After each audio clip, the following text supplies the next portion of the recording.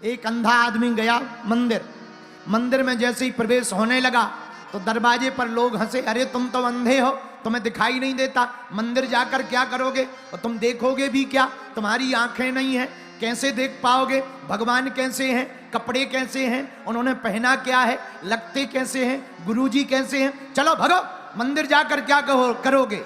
उसने बड़ा गजब का जवाब दिया, बोले भैया मैं नहीं देख पा रहा हूं तो क्या हुआ, पर मैं मंदिर जाऊंगा, मैं नहीं देख पाऊंगा तो क्या हुआ, पर भगवान तो मुझे देख लेगा।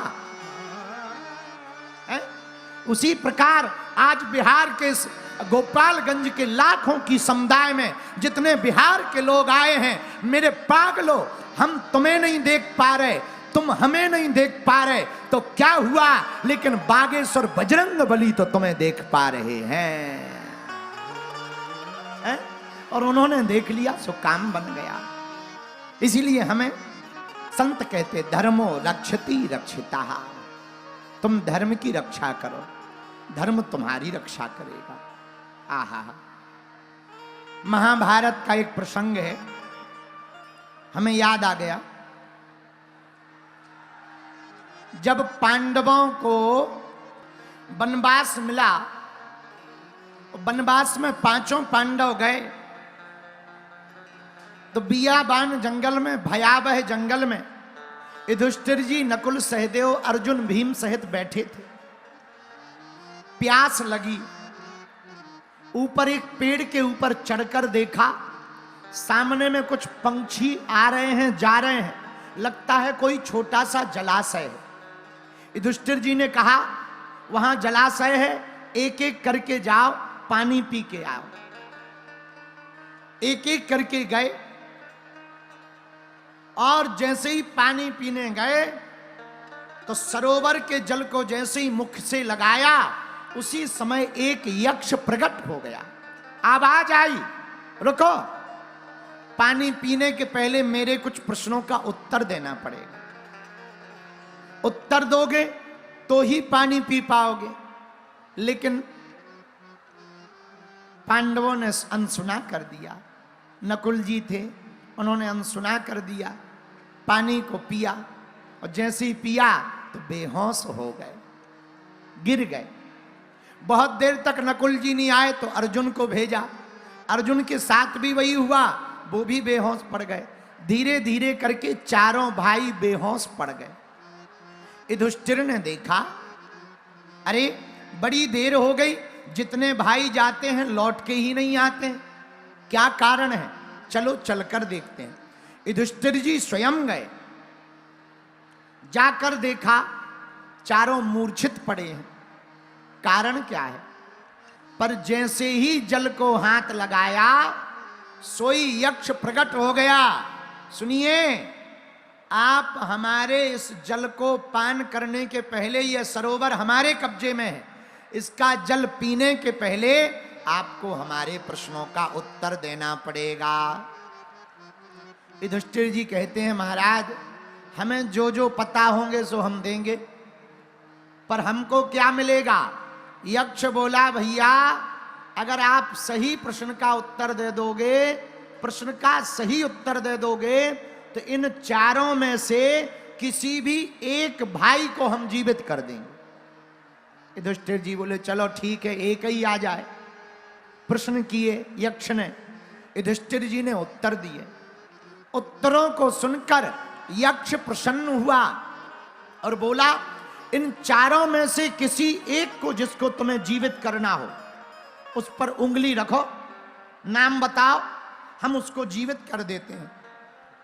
युधिष्ठिर जी ने हाथ जोड़े और कहा, भैया सब हैं हमारे पास, लेकिन हम अपने छोटे भाई नकुल को जीवित करना चाहते हैं। यक्ष बोला, बड़े विचित्र हो, बलवान तो अर्जुन है, विशाल शरीर तो भीम का है, सहदेव भी कम नहीं है, लेकिन इन चारों में आप नकुल को जीवित क्यों करना चाहते हो, हमें बहुत प्रेम पूर्वक बताओ। तो हाथ जोड़ करके युधिष्ठिर जी बोले, महाराज हमारी माताजी हैं कुंती, नकुल की माताजी हैं माद्री, बाकी 4 हम एक माँ के हैं। नकुल दूसरी माता जी का है, एक हमारी माता जी का बेटा हम जीवित रहेंगे, एक माद्री का बेटा जीवित रहेगा, तो दोनों माताओं को ज्यादा दुख नहीं पहुंचेगा। यह बात सुनकर के यक्ष अपने असली रूप में आ गया। बोले भैया हम तुम्हारे पिता धर्म हैं, तुम्हारी बात सुनकर हम बहुत प्रसन्न हुए। इस प्रकार तुमने जो धर्म के पालन की बात कही, जाओ हम तुम्हारे सभी भाइयों को जीवित कर देते हैं। बिहार के लोगों, अगर हम भी धर्म पर चलेंगे तो भगवान हमारी रक्षा करेगा। इसीलिए चौपाई सिद्ध हो जाएगी। जा पर कृपा राम की होई,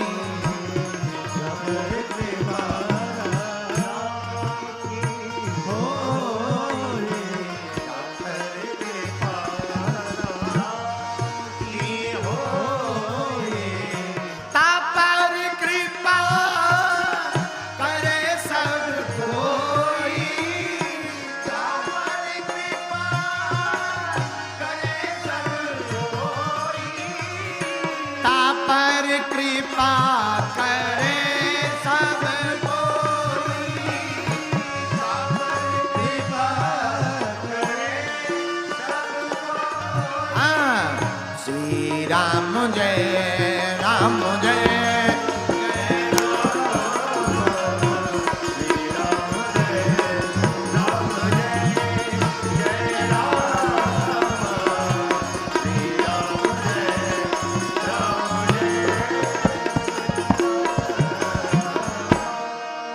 इसलिए भैया हम भगवान की कृपा पाने के लिए पागल होंगे तो निश्चित रूप से भगवान हमारी रक्षा करेंगे। एक बात और सुनो, जीवन तो आना जाना है, 4 दिन की जिंदगी है। इस 4 दिन की जिंदगी में ही हमें भगवान को पाना है, ये सबसे कठिन काम है। एक गीत हमने बहुत गाया है, जीवन तो भैया एक रेल है। जीवन क्या है जरा देखो, अरे जीवन तो भैया एक रेल है, कभी पैसेंजर कभी मेल है हो। जीवन तो भैया एक रेल है, कभी पैसेंजर कभी मेल